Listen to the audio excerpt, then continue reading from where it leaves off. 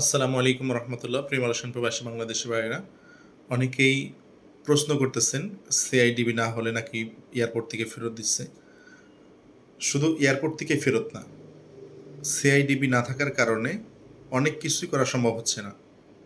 প্রিয় মালয়েশিয়ান প্রবাসী বাংলাদেশি ভাইয়েরা, যাদের সিআইডিবি নাই, নতুন পাসপোর্ট আপডেট করতে গেলেও আপডেট করে দিচ্ছে না, ভিসা রিনিউ করে দিচ্ছে না, এয়ারপোর্ট থেকে ফেরত দিচ্ছে। এই কথাগুলো সম্পূর্ণ সত্য কথা। এই মুহূর্তে যে সমস্ত কনস্ট্রাকশনে কাজ করেন, আপনার অনেকেই জানেন, আবার অনেকেই মনে করেন সবারই সিআইডি দরকার। শুধুমাত্র যারা কনস্ট্রাকশনে কাজ করেন তাদের জন্যই সিআইডিবি, অন্য কারো সিআইডিবি লাগে না। সিআইডিবি মানেই তো হচ্ছে কনস্ট্রাকশন ইন্ডাস্ট্রি ডেভেলপমেন্ট বোর্ড। তো এই শুধুমাত্র কনস্ট্রাকশন যারা কাজ করেন তাদের সিআইডিবি এই মুহূর্তে খুবই খুবই জরুরি একটা বিষয়।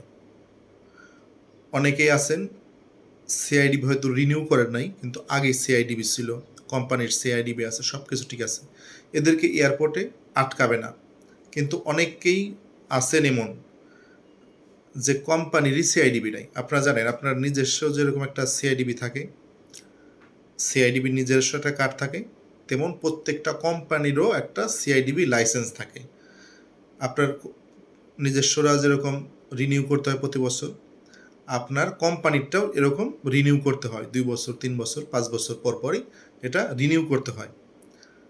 কিন্তু দুঃখের বিষয় হলো সত্য যে অনেক কোম্পানি আছে, বিশেষ করে এজেন্ট কোম্পানি, বাংলাদেশি এজেন্টরা কোম্পানি খুলে লোকদেরকে অবৈধ থেকে বৈধ করছে, কিন্তু তাদের নিজেদেরই সিআইডিপি পরবর্তীতে তারা রিনিউ করে নাই বা করতে পারে নাই, বা বিভিন্ন কারণে জটিলতার কারণে তাদের সিআইডিবিটা ব্লক হয়ে রয়েছে। সেই সমস্ত কোম্পানিতে যারা কাজ করেন তারা কিন্তু যখন বাংলাদেশের ছুটিতে গেছেন, এয়ারপোর্টে আসতে চান, কুয়ালালামপুর ইন্টারন্যাশনাল এয়ারপোর্টে এসে ধরা খান। যখন আপনার কনস্ট্রাকশনের ভিসা যখন চেক করে আপনার সিআইডিবি কার্ডটা, আপনার সিআইডিবি নাই, এবং চেক করে যে কোম্পানিও সিআইডিবি ব্লক লিস্টে আছে, কোম্পানির সিআইডিটাও ব্লক লিস্টে আছে, সেক্ষেত্রে কিন্তু ধরা খায় যাবেন। সবচাইতে ইমিগ্রেশনের সবচাইতে সহজতম কাজ হলো যে আপনার দেশে গেছেন কিংবা এদেশ থেকে নতুন আর একটা পাসপোর্ট করছেন, এখন পাসপোর্টটা আপডেট করবেন। আগের পাসপোর্টের মেয়াদ শেষ, নতুন পাসপোর্ট আপডেট করে নতুন পাসপোর্টে ভিসা লাগাবেন। এই পাসপোর্ট আপডেট করা, এটা হলো ইমিগ্রেশনের যতগুলো কাজ আছে সবচাইতে সহজ কাজ। এই সহজ কাজটাও করা যাচ্ছে না যাদের সিআইডিবি নাই, যে কোম্পানির সিআইডিবি নাই, কনস্ট্রাকশন কোম্পানি, অথচ সিআইডিবি রিনিউ করা নাই। তো ওই কোম্পানির পিকির যাদের ওয়ার্কারদের পাসপোর্টটাই আপডেট করা ইম্পসিবল, মানে হচ্ছে না। সবচেয়ে সহজ কাজ হলো পাসপোর্ট আপডেট করা, গেলেই পাসপোর্ট আপডেট করে দিয়ে দেয়। এই পাসপোর্ট আপডেটটাই যদি এত কঠিন হয়ে যায়, তাহলে ভিসা রিনিউ তো এখানে কোনো প্রশ্নই আসে না, ভিসা রিনিউ হবেই না।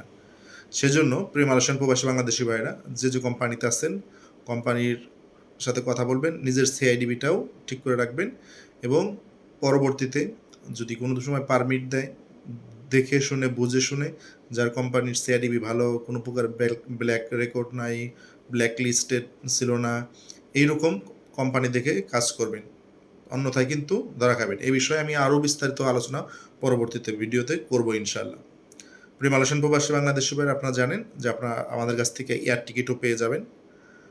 সেক্ষেত্রে এয়ার টিকিট পেতে এখনও আমাদের কাছে কিছু অফারের টিকিট আছে। 550-600 রিঙ্গিতের মধ্যেই দেশে যাওয়ার টিকিট পাবেন, 1700 মধ্যে যাওয়া আসার টিকিট পাবেন। এই টিকিটগুলো পেতে আমাদের এখানে কমেন্টস করুন, এবং আমাদের অন্যান্য ভিডিওতে, রিলস ভিডিওতে যে নাম্বারটি আছে সেই নাম্বারে যোগাযোগ করুন, এবং কমেন্ট সেশনে আমাদের নাম্বারটি পাবেন, সেখানে যোগাযোগ করুন।